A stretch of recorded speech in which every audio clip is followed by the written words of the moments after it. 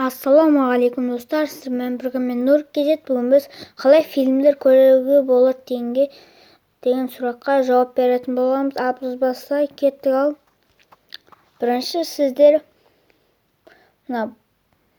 плей фильм дегенде өткізесіздер. Плей маркеттен асылайында отыр. Любой фильмдер шығады осы жерден. Бұның шеттерінде асыларында. Бұны бірінші мынаны көрсетейік. Міне, ойбай.